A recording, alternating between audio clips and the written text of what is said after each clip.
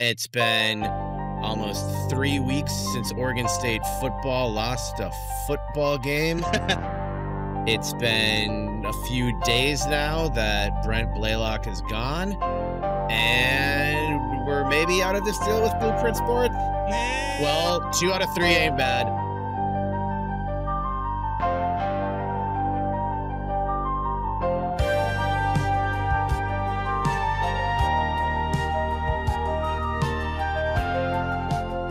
And it's now been 194 episodes of the Belligerent Beavs podcast. What up, boys? Hey.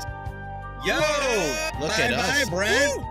All in orange and black tonight. Beaver fans, you've been looking for some movement from the athletic department since this whole Blueprint saga came to life. And you got it now. The athletic department and the associate AD, or deputy AD, rather. Make sure we get titles right. Brent Blaylock have parted ways. It is press release official. It is Brent's Twitter bio official. It's not quite. I'm just tears of joy because everything's gonna go great now. This was the one issue. It does still say present on LinkedIn. JP, I know you can't see that for whatever reason. I can't see it. Not to pour salt in your wound, JP. He singled out you. Yeah. But anyway, Scott Barnes and the athletic department are moving on without Brent Blaylock in this whole, I guess, saga. Or is Brent Blaylock moving on?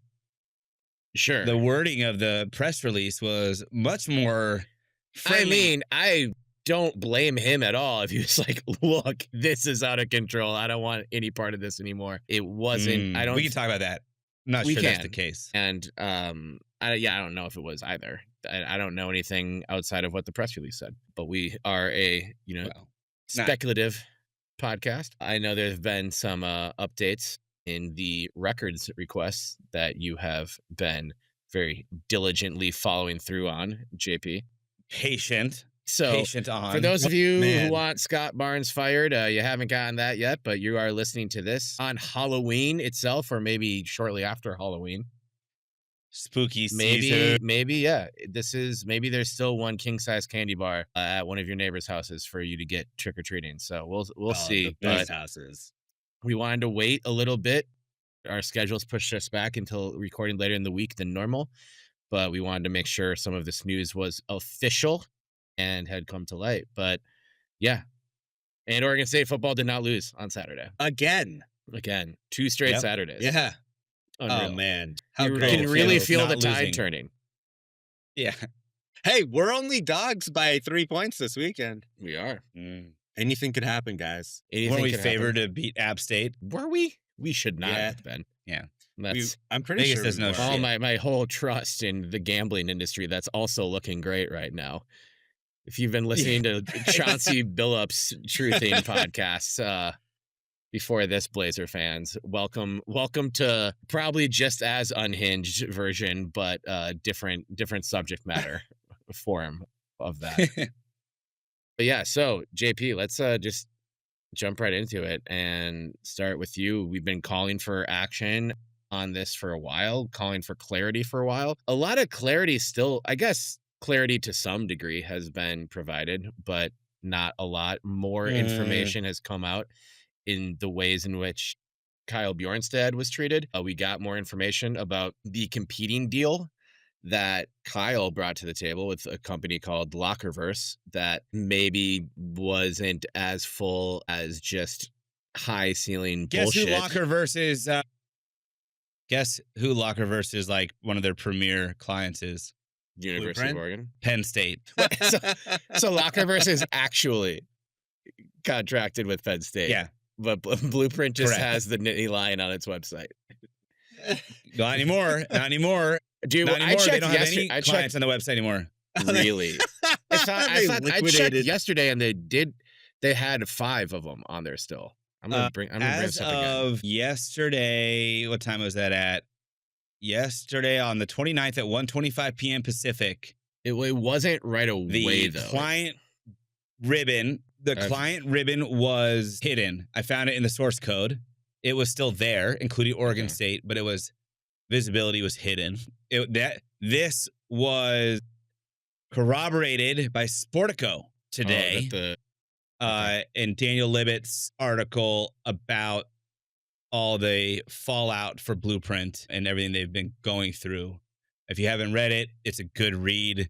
Obviously, there's Oregon State angle applied to it with us reportedly moving on from the deal. Sportico wrote about the SA NIL, the student athlete NIL acquisition falling through, and why it was a little bit weird because it had been announced, and different quotes from the executives on both sides. And then he also talked about that Blueprint had been touting their, client book, and really the only client that they have at this point is Maryland, especially with the way that they're positioning the business. He talks about Maryland Arkansas pulling out all over their website. That's the only team that's on the their only website right now. Yeah, it's the only team that they're showing on their website at this point, whether it's a graphic or, and they don't have a client ribbon anymore. They used to. Yeah. And it's hidden. So yeah, check it out. Sportico article is called NIL Firm Blueprint Sports Tries Whistling Past the Wreckage. Yeah. So with a dwindling client base and all of their tactics exposed, yeah, I think Blueprint is in a very, very rough spot. There's more to that, kind of. It's a little bit lighthearted. We were tipped off from a listener Wesley, and Wesley let us know that he had yesterday evening received a voicemail on his phone. The voicemail was from Lane. Lane Warner is a Blueprint Sports employee. She is on the team page. She's listed as the vice president of client partnerships. So essentially the person who handles relationships between businesses and the entities that they represent. Anyways, the phone voicemail was clearly not intended for the listener. Kind of just sums up what place Blueprint is in at this moment. And then not only is it just like a weird mix up, supposedly that Lane told the listener that she mixed up his number with someone else, and he admitted that he's been, a donor to OSU and the NIL Collective times before. So maybe like they had his number, obviously, but how it got mixed up with somebody else is definitely interesting and ridiculous. Telling. My favorite part is she said she has a couple questions about the Oregon State sweepstakes going on right now. And also just about the funding for that in general. This is my first time doing this with y'all. So she's part of a team running a sweepstakes for the collective that, but they have not unwound their deal. Everything in the contract, which we got our hands on, thanks Janet Harrison at OSU's Public Records Office, and she is the public records officer. There's actually a 60-day window that they are allowed to continue to just like work per normal if a termination is being pursued. So they technically are still representatives of our collective, whether or not, even if it, like, let's say today that there was the agreement to like just throw out that partnership, unless they also agree to forego the legal contractual language of the agreement, they are still business as usual for 60 days. And fairly evident that yesterday at 4 p.m. Pacific time, that she was calling a partner about the sweepstakes they're sponsoring and the sweepstakes they're clearly funding, but didn't know what to do and called the wrong person. If that doesn't sum up everything about Blueprint Sports, And why this, beyond just the contract terms, why this was an absolutely terrible, terrible deal. I don't know. I don't know what else could be so obvious. It's just so amazing to me that, like, if you're in charge of the athletic department, like Scott Barnes is, and you put a deal together and it gets absolutely lambasted by your fan base, by the general media, how, like, if you signed a contract that you felt really strong about, like, you would be able to shrug that off and say, like, no, this is why, like, But they couldn't. that's my Right. point. And is not they and couldn't. not part ways with your deputy AD. No, Yeah. they couldn't talk about Blueprint Right. in the contract. They literally couldn't talk about Yeah. Blueprint and agreed to that. Like, without Blueprint saying, go ahead. Right. You mean because it's in the contract? It's in the contract. Exactly. That they're not allowed to have like any sort of like press release or But- any sort of public comment without the approval of Blueprint But- about Blueprint. Right. But my point being, like, if you signed an agreement that you felt strong about and stood by, like, and people were blasting it online or blasting it in articles, like, you stand with that and you stand by it, and you're like, well, maybe, like, they don't understand the full scope of it, whatever, but you stand by that. And the fact that they were willing to part ways because of public pressure just shows how shitty that contract was. Maybe. I agree that was part of it. But here's where I do want to, maybe we'll plant this and then talk about it a little bit later, because I think there's still so much to unpack around this. But it was very interesting how the exit of Brent Blaylock went down and the way that it was portrayed through their press release. I mean, the verbiage around it, that he is essentially resigning and pursuing something else for his professional career, was very vague. It made it, and I think they even said mutually parting ways or something. But either way, it made it feel like we just all agreed this was the best thing. And then you have Brent's like paragraph of lies about how much he loved being here and appreciates the relationships and how he helped everyone achieve great success. And then you just have Scott Barnes is like cookie cutter, like, we thank Brent for his time at Oregon State and we wish him well. And it's like the dichotomy between those two paragraphs, not even paragraphs, one's like a sentence, is, I think, very telling. And I think it's also representative of how the exit actually went down.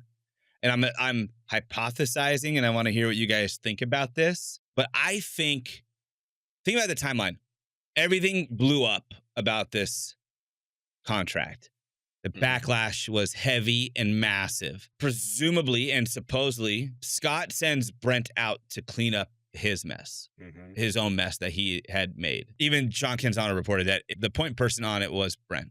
Now, he goes out, he does all the media tour, he takes the softball questions, he tells everybody why they're wrong, he kind of fudges the numbers, either in a way that he actually believed them, which is problematic, or in a way that was to just spin the narrative to try to get people to like be like, well, that is what it says, or I'll take his word for it that, you know, Blueprint's not going to do that. And it doesn't work at all. And everything just gets worse and worse from there. And then it gets to a boiling point and he is leaving. Now, do you think he went in there and said, hey, I think you're right. This is just too much BS. I'm out. I'm going to save everybody. I want to save myself. I'm just going to resign and go do something else? Or do you think that he was fired for cause, or they at least attempted to, and he came back and said, hold up. If you're going to position this as me being the sole person to blame, Scott, you sure as hell are deep in this too. And if you do that, I will expose you. Make it look like I'm leaving. If you're firing me, make it look like I'm leaving. Right. Otherwise, I'm dragging you with me. Well, and the move is to save whatever face can still be saved at this point. But I mean, we don't have any kind of knowledge on if there's, severance pay that's going Brent's way, whatever. Oh, it has to be though. It I has could to be. easily see a decent amount of money going if you remove Brent from this. I know a big section of the fan base and us, want like a full fresh start with the entire athletic department. So the pitchforks for Barnes's head aren't going to go away.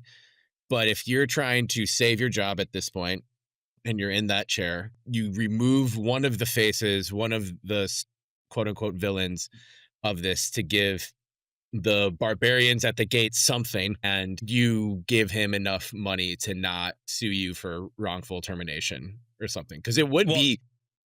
We'll get to that if one. the charge for his position was to go out and secure a deal, like it's very difficult to like in court have it hold up that they were able to fire him for cause if like that was what he was charged to do. Like I don't think the athletic department would be able to argue that successfully. Mm-hmm. So I imagine this was this sucks. No one's having a good time. Let's figure out a way for you to walk out of here with whatever dignity. I don't think he wanted to leave. I don't think he cared. I do not have any part of me that thinks that Brent Blaylock has like any sort of humility to say, I fucked up. I tried to do my best, but it fucked up. So I'm just going to make this easier on everybody and walk away. There's no way. The dude was just named. I'm just saying, even if that was the intentions, there's no way. He was just named to be a part of a head coach committee, essentially, to help Barnes. Right. So, like, you're going to just leave after you did a media tour defending it, after you, like, were already clearly part of a future plan? No. It got to a boiling point, and Barnes had to make a call. His call was to let him go. And looking at the statements, we thank Brent for his work and dedication to Oregon State athletics, said Barnes. We wish him well as he moves on to new opportunities. Versus Brent Blaylock's, I am proud of all that we accomplished during my time at Oregon State, including supporting coaches, student athletes as they achieved great success, blah, blah, blah, blah, blah. I look forward to what's to come. Those are two different statements in their tonality, in their brevity, everything. Like that is, one is somebody saying, hey, I'm leaving. One is somebody saying, we wanted him to leave. Well, and they also wouldn't have gone forward with trying to imply that the Blueprint deal was over. Those two things go hand in hand of Brent Blaylock is out and we're going to reevaluate the Blueprint deal. If Brent Blaylock walked into the room and said, hey, this isn't fun anymore, like I'm going to be the person that falls on the sword, like Oregon State wouldn't then turn around and go, well, and we're going to look at the Blueprint deal and reevaluate that, right? Like those two things, Brent Blaylock leaving and the Blueprint deal being reevaluated, seemed like they were one decision that happened, and both Brent of those has things were some results. Evidence that he is not the sole culpable party in this. Right. He's not. That's why people are calling for Barnes to lose his job too. I know, but I think it's to the point where it was fire me and that's going to come to light, or let me leave on my own terms, and I want a severance. I want some sort of package as I'm exiting. He's probably paid for sure through the year. Yeah. This year, I would guess. Yeah. And probably a bit more than that too. Well, he could say one of two things, right? He could say Scott Barnes had absolutely no idea what was going down with the deal. He was not involved in the decision-making at all. That was all me, which paints Barnes in a really bad light. Or he could say Scott Barnes was equally as culpable as me in this deal. He was involved in the decision-making, and he was the one who ultimately pulled the trigger. And both of those things are bad, and Brent Blaylock could say either one of those things. So, but Scott was involved.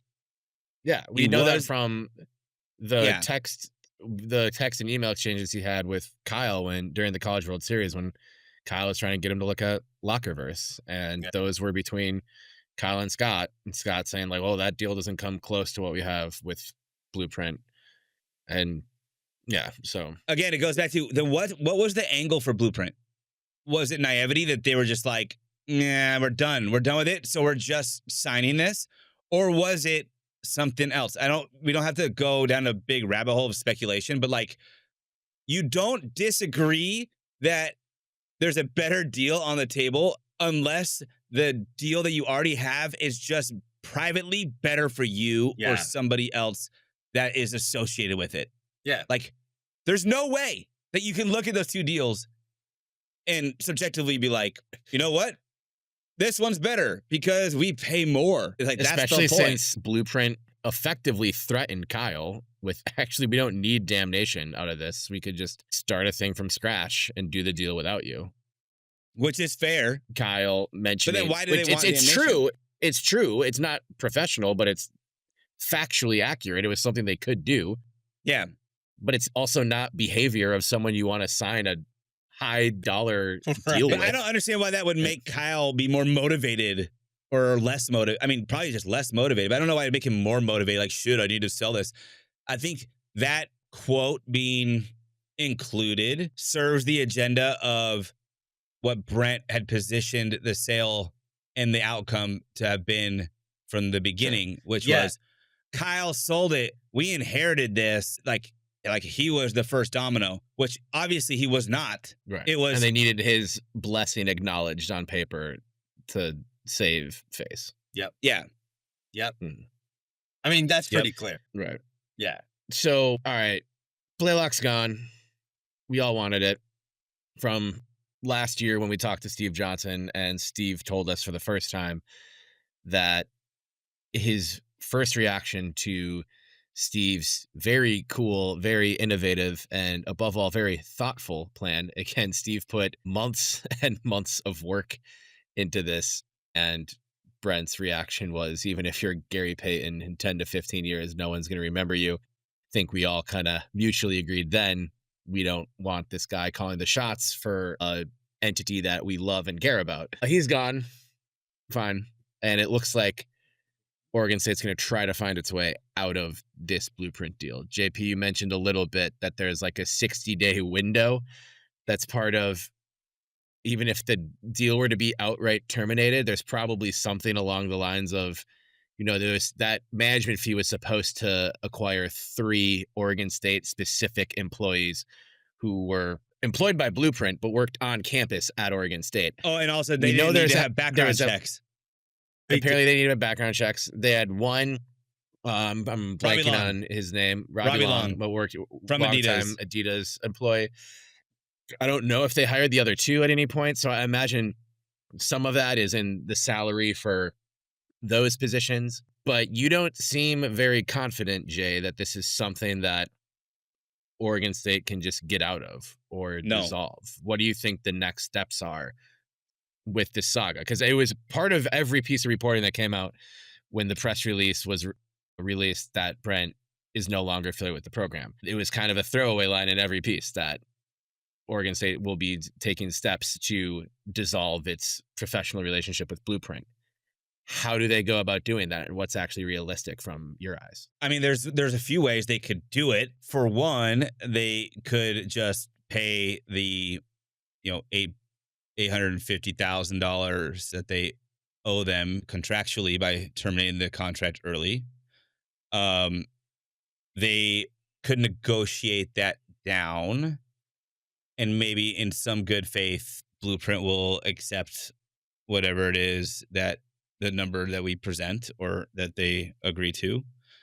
Really, it's one of those 2 options. There's no way that this gets unwound for no dollars, and it's too late because the administrative management fee was paid up front, and it had to be paid within 30 days of the year starting, which was August something, whatever. And how much was that fee? That was $284,000. Got it. So they're not getting that back. That for sure is gone. That's gone because now if that money, let's say Robbie Long's salary was included in that, and now he's no longer employed by Blueprint because they don't have a client for him to work for. Yeah. Well, a couple things. One, Oregon State can't hire him and bring him in-house. That is against the contract terms, and they could be sued for that. So they can't bring him in even for 12 months. So that's no possibility.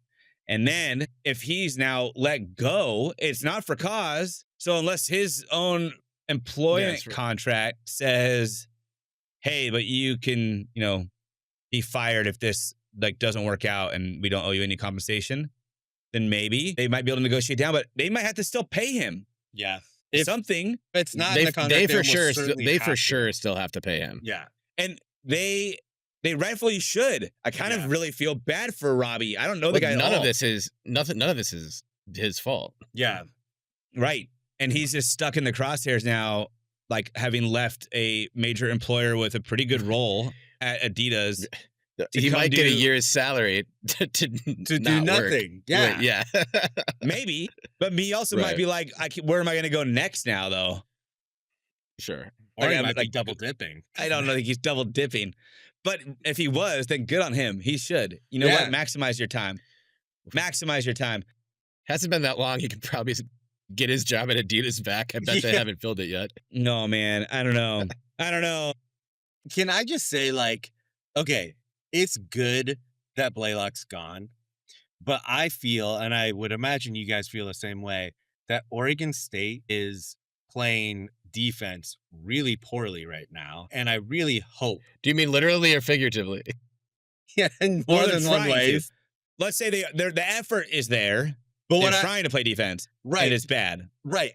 But what I'm suggesting is that, or I guess what my hope is that Oregon State, if Scott Barnes wants a chance at keeping his job, which I don't think that chance is there, but if he thinks that it is, he needs to look at reevaluating everything, meaning he should go back to Steve Johnson and hope that Steve Johnson will take his call. He should start being more transparent with how the NIL collective is going to be run. He should be looking to fill positions with people, with a GM that actually does GM work. Like, he needs to start going and repairing these things that Brent Blaylock and really ultimately he broke. And I get the sense that he's just trying to eliminate everything that he's getting heat for, but things aren't going to change. And JP, I think that's probably why you're calling for his head. I don't have the faith that he's actually going to do anything productive. He's just trying to eliminate everything that he's getting heat for right now. Yep. That's all he's doing. I mean, he's throwing bodies as shields. Like, see, done. Got it done. Like, that thing that was a problem, no more. They're gone.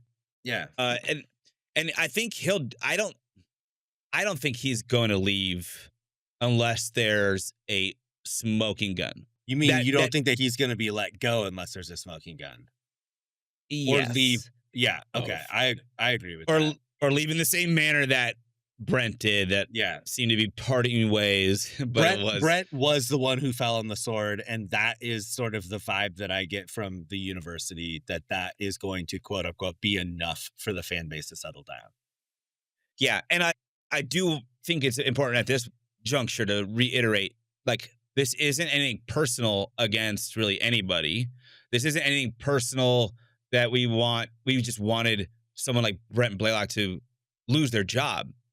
This was literally a consequence of what we've uncovered and others have dug even deeper into about ineptitude and poor decision-making that should cost somebody their job. Yeah. And it's a sign of a broader pattern of ineptitude that directly impacts our athletics programs and therefore impacts any alum, period. Yeah. Directly impacts us because our diplomas say Oregon State University. And if that name gets devalued because there's no national recognition, well, I'm sorry. They don't have like science fairs and engineering expos on national TV. You build brand through athletics, even if it doesn't apply to whatever you're doing outside of like athletics with your diploma. It's still a brand. People hang their hat matters on in terms of pride. Like that is what people hang their hat on. Or somebody can look at and skewer if they're like, oh, this person went to Oregon State. They're 1-7. Yeah. Their athletic department's full of idiots. Like, yeah. Honestly, it impacts alums, I think, a lot more than most people acknowledge on a regular basis. Yeah. And if you're tearing that down, then like I have like every fiber of my being that wants to make sure that you stop. Yeah. Period. Those jobs should be heavily scrutinized. Yeah. And I agree with everything you said. And I think that if those people that get those positions are doing it poorly, then it's up to us as fans, if the university's not going to do it, to push them out and get somebody in there that will do that job well. And like you said, it's not personal. It's just like, if you're going to take that job, you should know that there's going to be a fan base that is going to heavily scrutinize, especially now, heavily scrutinize the work that you do or do not do. Yeah, it's not like this has been unfair for Oregon State officials. Like, look across the country. We've had more pre-November firings of college football coaches. I mean, LSU just fired its athletic director. Yeah. And this stuff is happening and football coach everywhere. Like, you need to deliver results. I kind of think Barnes is trying to just survive the rest of this football season. 100%. And then, you don't have the weekly gathering of the fan base, either in person, hasn't been as big in person, and that's a problem as well, but also virtually. But I don't think the heat's gonna calm down even once football season is over. And not from my side. It's a weird time. There's gonna be a head coaching hire made at some point, and is he going to be the one? This is also going to be the most difficult year to be in the head coaching market ever, because of the aforementioned more pre-November firings than ever before. So the competition Oregon State will face, whatever coach you want, Oregon State will have more competition than they would have in any college football season prior to this. Yeah. Man, it's almost like they should have just made a hire like as soon as they could have, if the coach was available. They could. Kent State just made their hire. If they end up hiring a coach, their interim guy, if Barnes is still around when the coach gets hired, and the coach that they select was available right as of this moment, and that's what they end up with, then I'm going to be furious. And if they don't end up with anyone that was available right now, and they end up with a worse coach because, they once again had their seat taken from them in the game of musical chairs, well, guess what? Then it's also on him. I mean, I think it's already been a big, huge, huge misstep that this search hasn't truly started yet, let alone gotten close to interviews or even some, informal discussions with agents and available coaches who are not currently employed. Mm-hmm. Not saying that that's where we should go, but if that hasn't happened and we end up with none of them and just one of the coaches who was let go and it's the musical chairs game and it's like, that's who we got? Really? That's more negligence. What worries me about the head coaching search right now, if Barnes is the one to make the decision, is Barnes is going to pick the most safe candidate out there. So like the Grudens, the Orgerons, those names, they're not even going to get a phone call, because that could be that's one of those decisions that could be amazing or it could be a huge flop. And Barnes is going to be so terrified of a huge flop, because that is going to be the nail on his coffin. Like, I think the nail's already been nailed. I hope so. I know, Jay, you don't he'd be gone if the nail was already there. But we're all in agreement. We want someone else, but I don't think he thinks the nail's there. And so he's going to make the safest possible pick, which is, I think, what he did with Bray. He picked the coach that he thought was going to be the one that he would receive the easy way out, least heat from.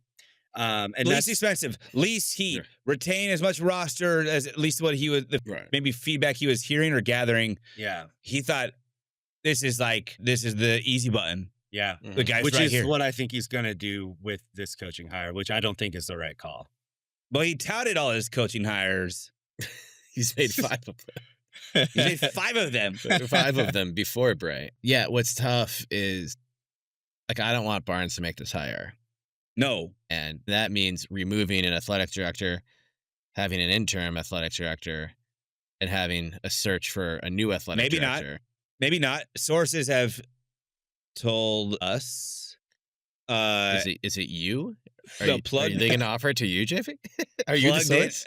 Plugged in sources have said they've heard interesting names or an interesting name for a potential athletic director replacement, but that person will remain nameless for now. I don't know if that means that there's somebody saying I'd be interested and therefore they're intrigued, or if it means there are rumblings of somebody that they want. And interesting name for athletic director. Yeah. Let me try to find the exact quote here. All right. There is an interesting name I've heard for an AD candidate, which will remain nameless for now. Steve Johnson. I'm 100%. I don't think Steve wants that job. Yeah, probably not. Okay. And then, so no, the assumption is that's like some internal or at least associated with Oregon State in some way candidate. But I mean, it also could be similar to like what we're seeing with head coaches, like with Orgeron and Paul Christ. You know, people can see the smoke where there's fire and be like, hey, that's a job I can do better than the person who's currently there. I think it's probably way more than likely that that's someone around the department or at least has ties to it. Yeah. But all right, so there's interesting names flying around, but I hope that means that there is maybe not actively, but semi-actively looking. I would hope that that's what it indicates. AD hires just don't often happen quickly, and I would be fine with sacrificing some time for this football head coaching search to appropriately perform the rebuild of the department that we're all asking for, because you're even seeing it right now. Like, I don't want like. But here's the problem. We're already screwed. The next hire. Well, that's true. No. But we have to record the podcast anyway. The next hire is a sitting duck, no matter what. Yeah. Because I was gonna say that's what happened to Jonathan at East Lansing. He took a job from an outgoing / interim president and athletic director who weren't going to be there longer than like his first month on campus. So if you have an interim AD making that decision or an outgoing AD, then within less than a year, you have a head coach working for an AD who didn't hire him.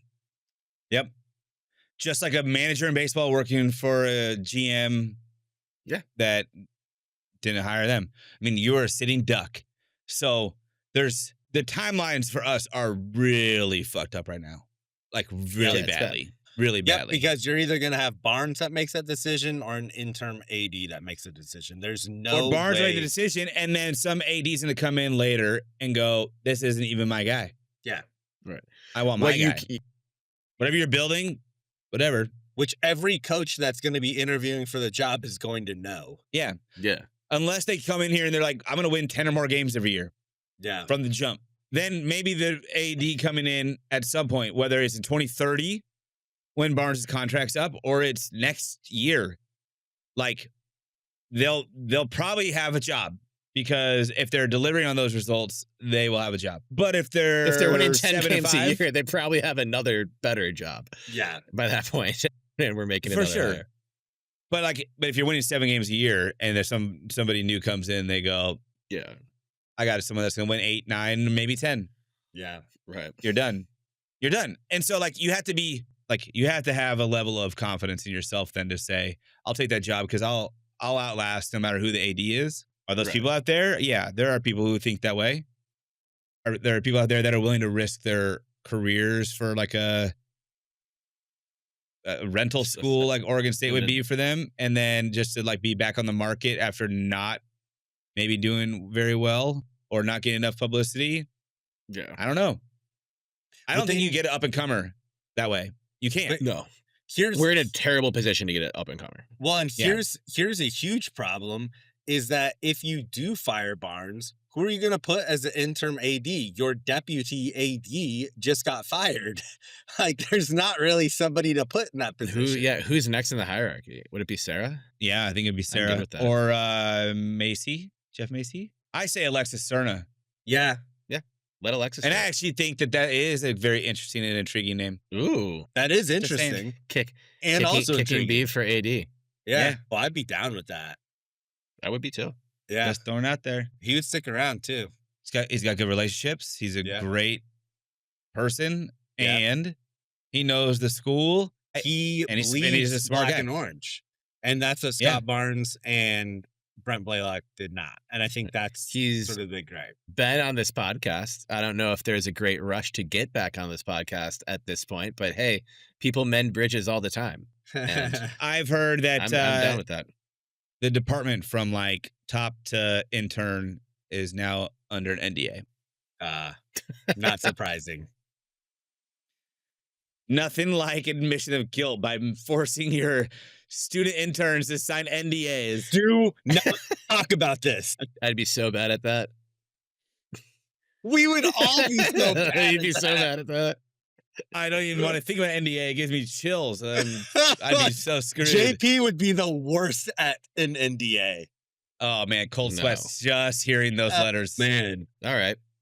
I think we've spent enough time on this matter because I know we're going to talk about it every damn week for the rest of our lives, pretty much at this point. Well, yeah, because it's not done. I think that's an important factor is there's when more will it to be this story. Because I think there'll be more for a while.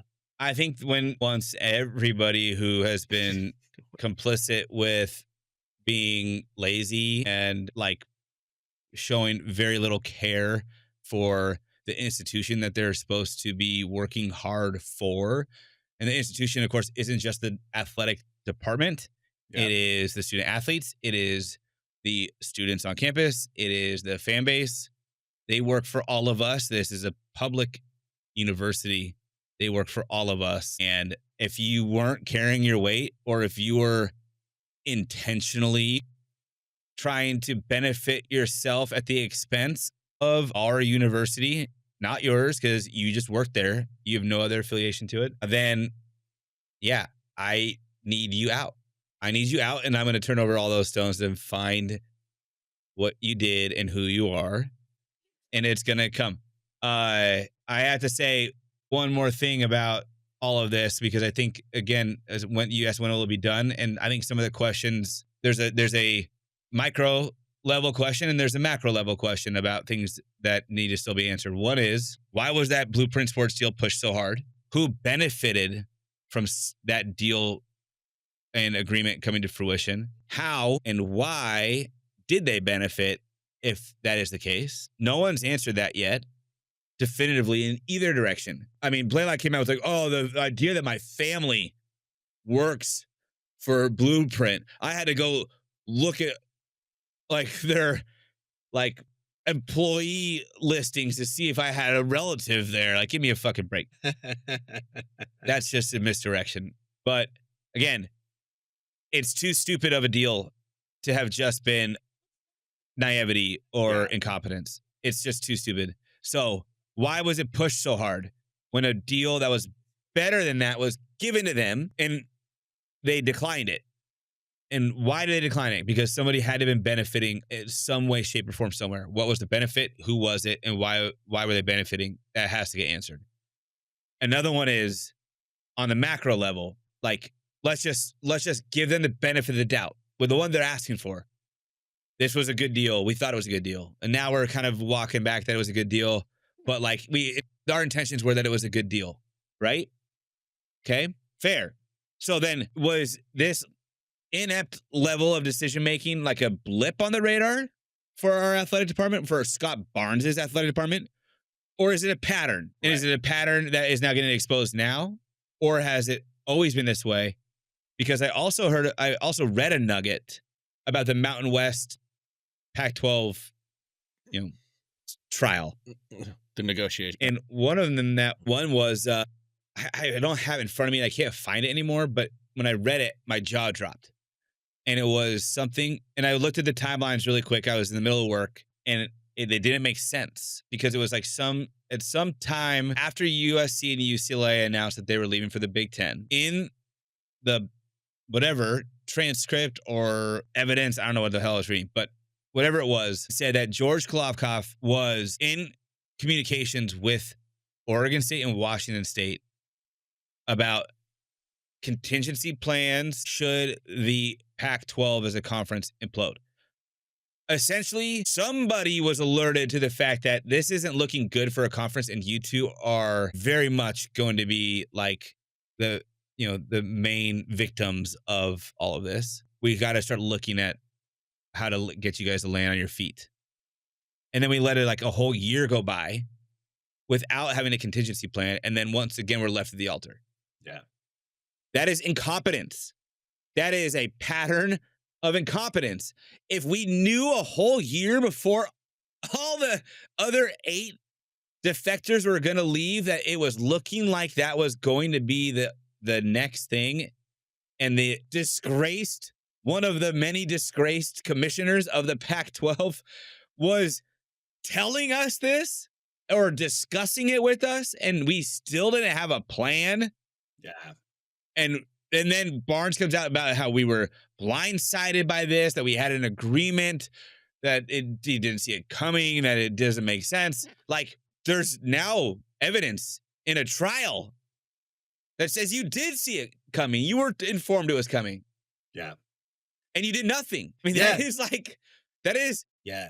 He clearly has to go. But I do agree with you. I think that there is going to be more that comes out about this, as it probably is going to be as people leave, right? Like, maybe, especially if they're under an signed NDA. Yeah. Yeah, They'll true. be NDA'd up. Yeah. Man, I gotta find this. I gotta find this in the. I don't know if it's in the. That was suit or kind if of it's the in the speculation, and there was. It became official in early August 2023 that Colorado had publicly left at that point, but the other 7 defectors, there was a Zoom call that Pete Demel described it as Pac-12 unable to land the plane, and then hours later Washington and Oregon were in the Big Ten. And so that writing was on the wall, and it's about how much was actually being done behind the scenes, which is difficult for us to know. But the day, we freaked out for that reason on June 30th, 2022. If USC and UCLA can leave, anyone can leave. And no matter how delusional of Beaver fans we are, we knew it didn't mean good things for us. Like, that was the tone of every single Twitter space that happened, that were happening constantly for the days that followed. Yeah. No one was like, oh, we'll be fine.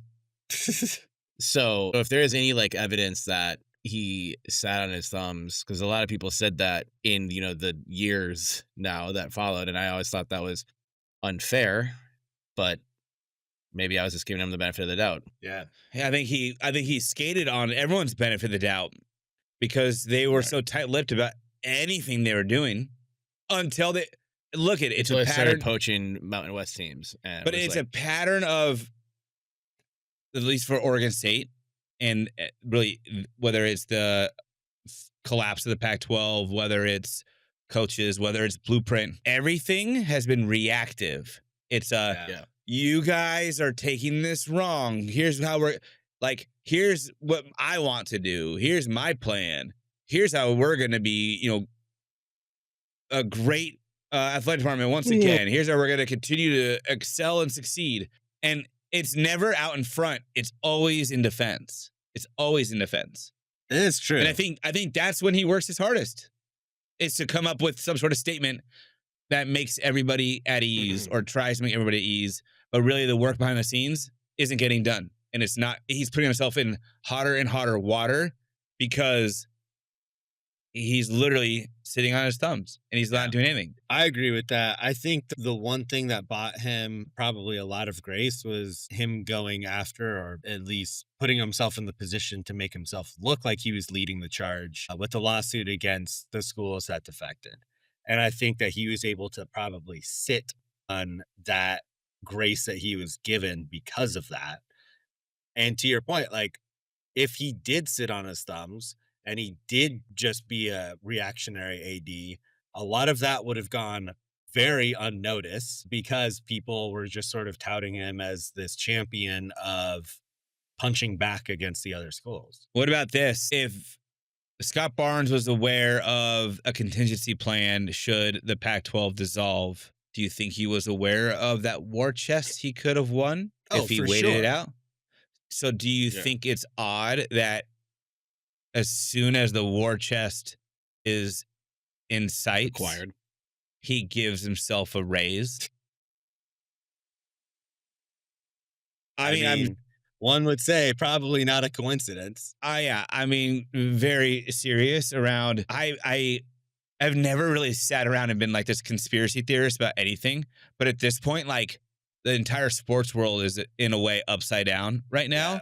And a lot of things that everyone believed was either could never occur again or would never occur to begin with are happening and coming out and coming to light.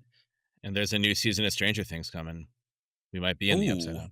Ooh. I've not watched that show.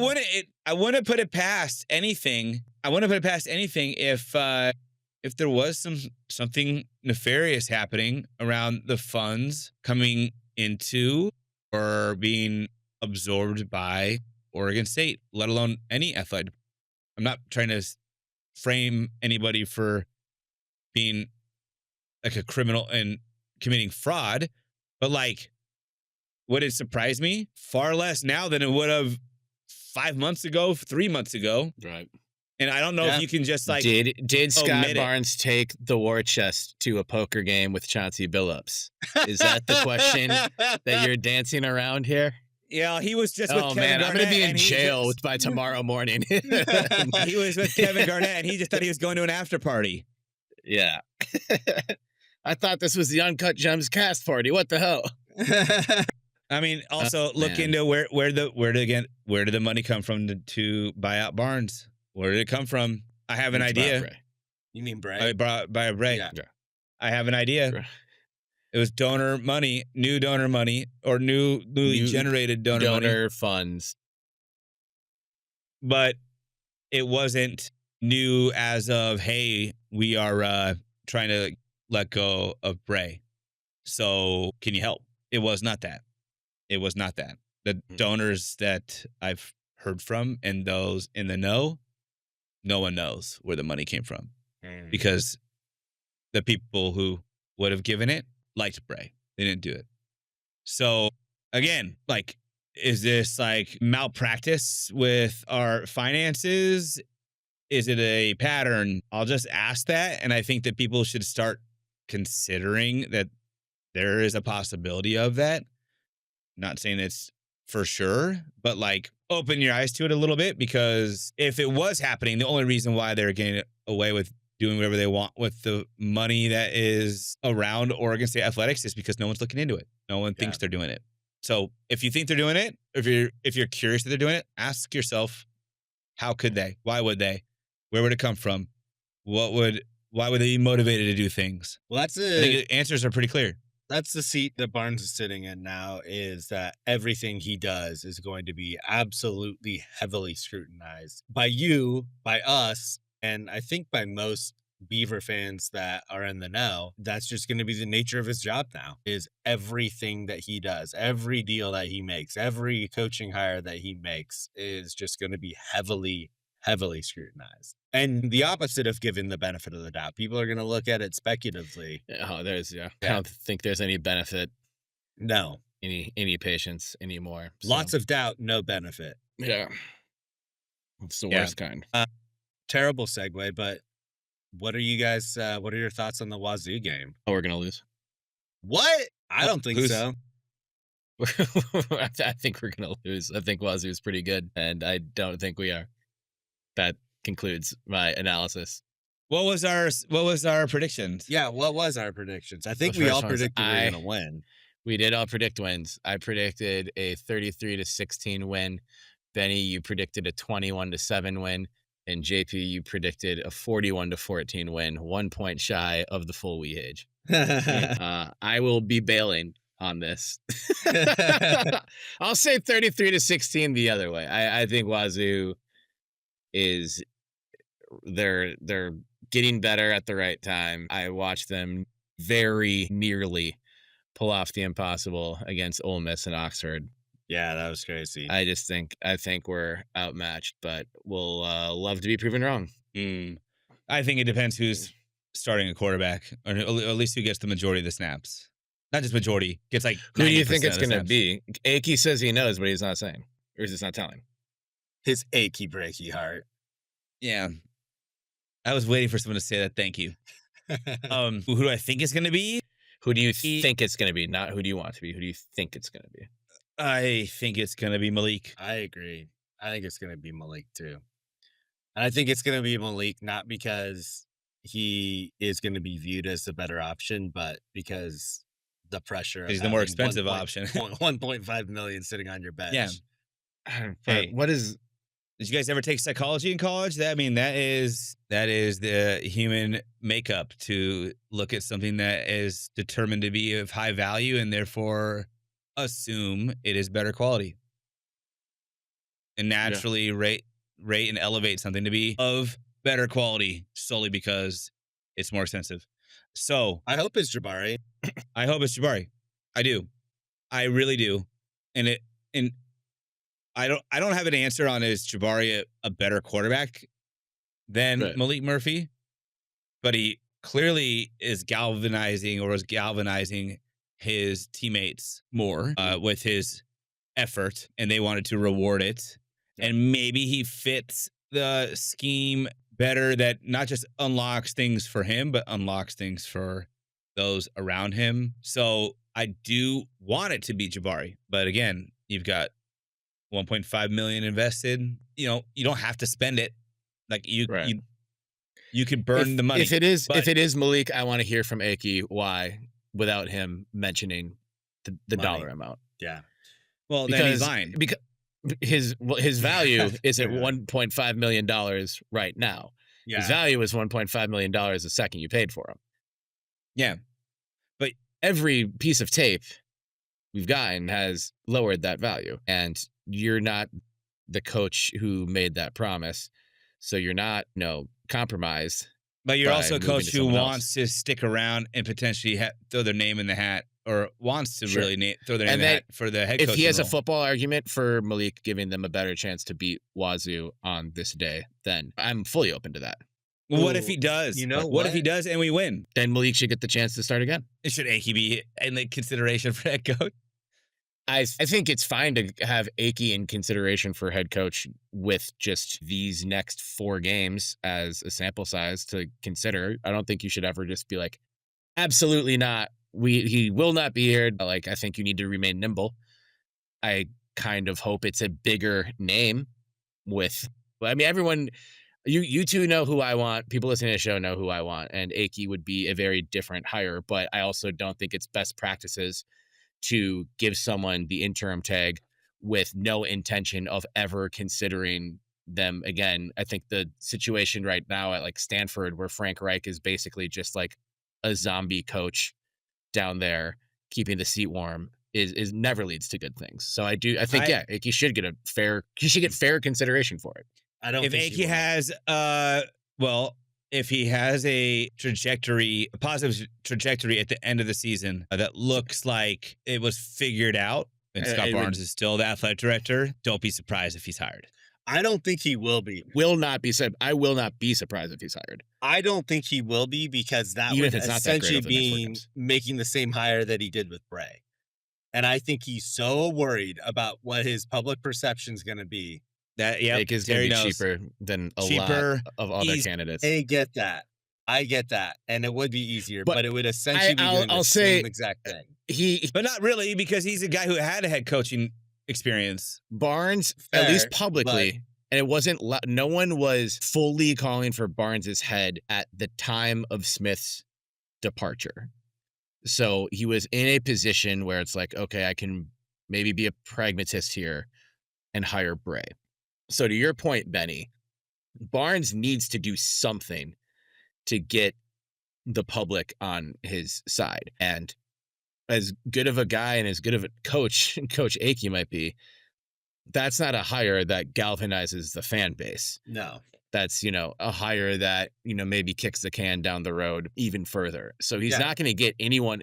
If we go, say Aki wins the next 4 games with this roster, I do think that would be a hell of an impressive achievement for a coach to pull off.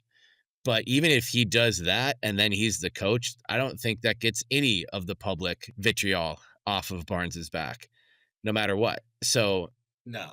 To your point, I think he does feel the heat that he needs to do something to appease the masses in a way that he didn't feel in 2023.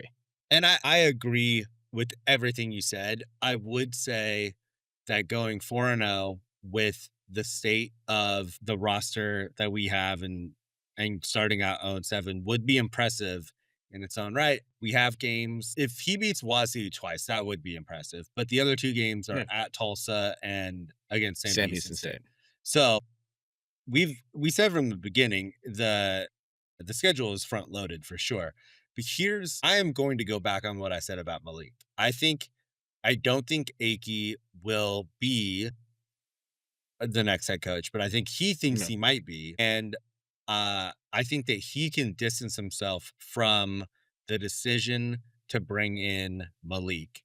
And he's going to do everything that it takes to win, which I think is putting in Jabari. So I think Jabari is going to start. Okay. Yeah. Yeah, I think it's more, I'm not really surprised, whatever. And this isn't an endorsement for like, oh yeah, just do the safe. I don't even think it's a safe thing, but do the expected low budget thing and hire Aki. It's more just, I want this regime to do its due diligence. And that means watching the hell out of what this program does the next 4 weeks and analyzing it appropriately. So that's the behavior that I want. I don't think I think we're in the same boat where I would say if he does win the next 4 games, he should be considered. I don't think he will. Yeah. And I wouldn't want him to be the next head coach either. Like, I would be disappointed if they hired Aki, even if he did win the next 4 games. I am going to bail on the score. I do think Oregon State wins this game, but I'm going to say they win this game 6-7. And the kid, God damn it, that was yelling 6-7 is going to be so disappointed. That would be 7-6 then. It's not even the bit. He blew his load on yelling 6-7 the game before he had the chance to really blow his load. So, he'll never live it down. Karma has a way of working in mysterious ways. That's right. Okay. Yeah. JP, original prediction of 41-14 Beavs. How do you feel about that? I don't know. I honestly don't know. How do you feel about this game? I don't know.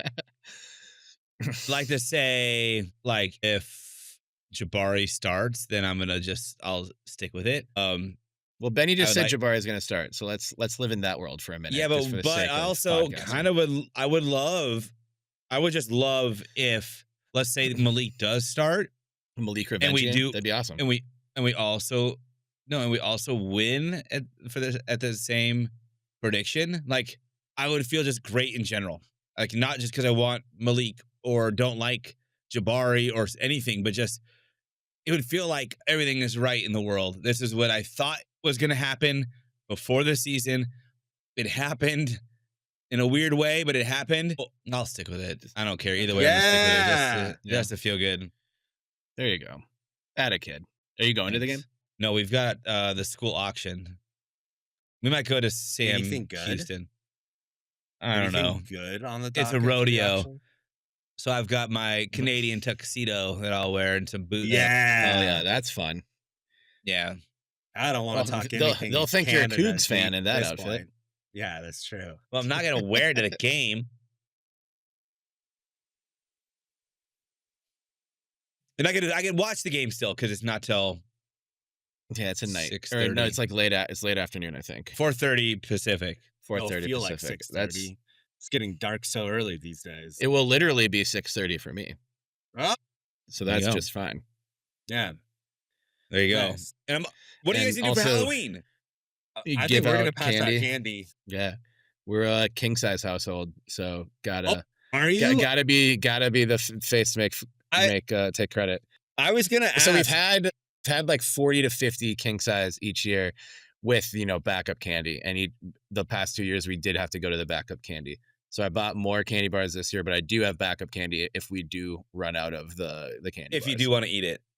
If I want to have 15 Milky Ways for dinner tomorrow night or tonight, but yeah, it'll be a good time. So the best one to go ahead.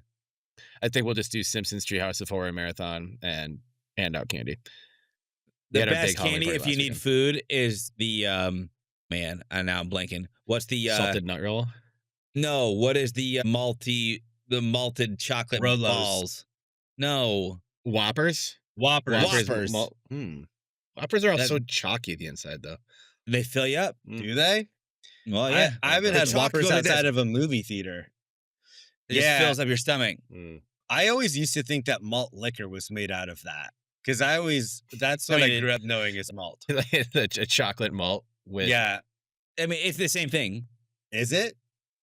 How? Yeah. It's well, like it's the same ingredient. What is malt? What is malt? ChatGPT that shit. Why are we asking this at 1:15 in the podcast? What is malt? This is the part of the podcast where we look things up. It's a cereal grain, typically barley. Okay, so it would make sense that it's in malt liquor. Yeah. I knew that it was a grain, but I didn't know what. Yeah, I knew that too. But for all the people who didn't, thank you, JP. You're welcome, everybody. That's not Terry and me, because we knew it. I did not. Yeah, barley, idiot. Yeah, thanks. Yeah, I'm such a dummy. We are usually we've recently been at King Size House, but we're not going to be here at all at home for Halloween. We've got like 3 different things we're going to go do. Damn. So, well, they're not for us; they're for our kids. But still, damn. So we're like, I don't want to leave like a busy day. A basket out, leave the thing. A bowl out of king size is going to be gone in like 2 kids. No, so you can't please take one. Yeah, that's why you got to put like a vending machine in your front yard.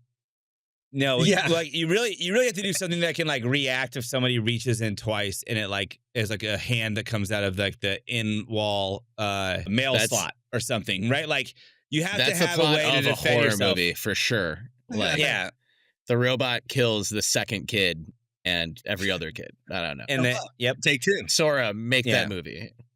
Sora 2 kid. I kind of have one that I sent to you guys. It's kind of like that. It's just a French bulldog being scary. So you're not going to dress up, Terry? I was Babe the Blue Ox for our Halloween party. I might just costume on again, and Sam went as Bob Bunyan. I don't have a costume. Any suggestions? You can bleach your hair like I did again and be Eminem like I'm going to be. The real Slim Shady. I watched a YouTube documentary on Eminem. Oh, it made me want to buy an Eminem t-shirt. I almost did. Just bleach your hair. Buy an Eminem t-shirt. The one of him young, flipping off doing the double bird. I need to get a haircut before I bleach my hair. Yeah. That's a perfect Ben Weehage t-shirt. I don't really have any good suggestions for you. I'm sorry. I'm trying to think of what I have. I could be Andre Munoz, the closer of the Seattle Mariners. I have his jersey. That is so weak. He has such a good entrance song, guys. I'll just play that on and just be playing that on speakers. Yeah. Did you never do that in college? I did that in just college. throw a jersey on? All the time. No, not for a Halloween. I was asking JP. You did have elaborate costumes. Your Colonel Sanders one is still in the Halloween Hall of Fame. And Benny's is in the Hall of Shame. The Hall of scaring every girl at every party that I went to. No one hit on me at all. Yeah, you're dressed like a creepy Ronald McDonald. I was the creepiest Ronald McDonald. And I was convinced that it was good because it went along with the rest of the group costume. But what was the video? That video was hilarious. It was with Burt Nasty. It would have been amazing if Dark Knight had been out and you could just... And Andre Legacy. McDonald's Joker. What was it called? It was the McDonald's Joker. It was, okay, I'm looking it up because it was a good music video. Yeah. Rad Anthem. The rap anthem? No, Rad Anthem. Rad Anthem. Oh, man. You guys, were you with me in Vegas when the fraternity went to go see Mickey Avalon? No. Yeah, I was there. I got kicked out. I got kicked out too for a different reason. A bunch of guys. Let's not share the reasons why we got kicked let's out. not share. Mine's more just embarrassing.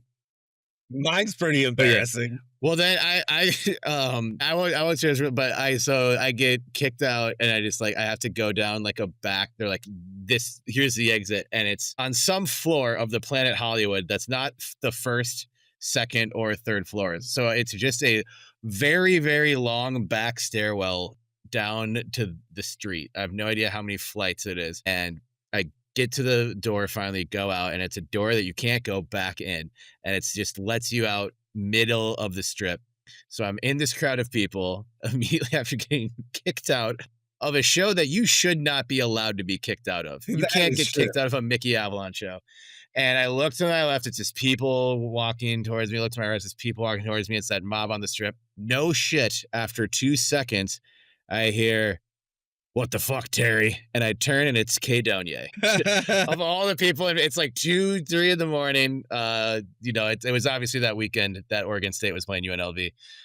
So it makes sense there are a lot of Beavers down there. But K Donye rescued me from the shame of being kicked out of the Mickey Avalon show at Planet Hollywood. Not the classiest place I've ever been in my life. I'll tell you that. No. That was one of the best times that I've had at a show, though, for the short amount of time that I was there. Well, you were 22 in Vegas. You better have had a good time. Yeah. Mickey Avalon was such a small venue, too. Yeah. Cool. Did we know that it was going to be a Mickey Avalon show? I felt like we were just there, and then I looked at a bar, and there's some guy rapping, and I'm like, who's this asshole? I recognize this song. Well, yeah, the one where he raps about his member every... Yeah, that was his popular one. Anyway, that's a good note to end the podcast on. Maybe should have ended before we started sharing those Mickey Avalon related anecdotes, but no one's listening at this point anyway. It's just called kidding, Rad everyone's Anthem? listening. Rad Anthem by Rad Omen. Oh, by Rad Omen. Okay, that is the one. The song is called Rad Anthem. Yeah. This is called the Belligerent Beavs podcast, the 194th episode of it. Thank you for being with us, listener. Thank you for sticking with us through all the ups and downs, the roller coaster of emotion, whatever the last 4 weeks of this school has been. Hope you've been taking care of yourselves and having a good attitude and at least having fun with it. Hit us up. Let us know what you're doing for your Halloween. Any great stories, any great costumes. We would love to see that. Get that joy out in the world. My name is Terry Horseman. You can follow me at Terry Horseman on Twitter and at Terrence Horstman on Instagram.com. I am joined, as I always am, by my best fucking friends, Benjamin Lawrence, Sebastian Weade, a.k.a. Benny with the good cough, a.k.a. Benny Bowl Game, but not this year, a.k.a. Benny Blastoff, a.k.a. Benny Burner, a.k.a. Benny Bedlam, because he's fucking crazy, folks, and at Benny L. 1986 on the social media channels. You're probably catching him in between self-imposed Twitter bans where he deletes it from his phone, then brings it back, then it deletes it, and then like, oh shit, look at this latest thing. Ryan Harlan has more breaking news. God damn it. And then he opens it again. Yeah, shout out Ryan Harlan. We love Harl Dog. And of course, never called him that, but now I'm gonna. We'll workshop. We can come up with better nicknames for Harl Dog. Harl Dog. Harl's Jr. So many different possibilities. I'll have more next week. But JP Bertram on the ones and twos, keeping the ship steered in the right direction. Follow him on Twitter at the Trill J. That's at the _Trill_J because he's too trill to be real. And at JP Bertram on Instagram. And follow us as a show, for gosh darn sakes, at Belligerent Beavs on Twitter, at Belligerent Beavs, everywhere else. If there's a social media app with more than one person on it, we are on it. If there's only one person on it, it's us. And if there are no people on it, avenge us, because it means we are dead. But we are not. We are very, very alive. More alive than Brent Blaylock's employment at the university. Until Brent comes after us, or me. He might come I was after thinking you. about that. Come on, Brent. BelligerentBeavs.com. Come on, Brent. BelligerentBeavs.com/merch. Be excellent to each other. Go Beavs. And remember, no matter what they do, no matter what they say, no matter what they take away, they categorically cannot spell chop 'em without hope. So chop 'em. Chop them. Chop 'em. Beavs back, baby. And Beavs win 6-7.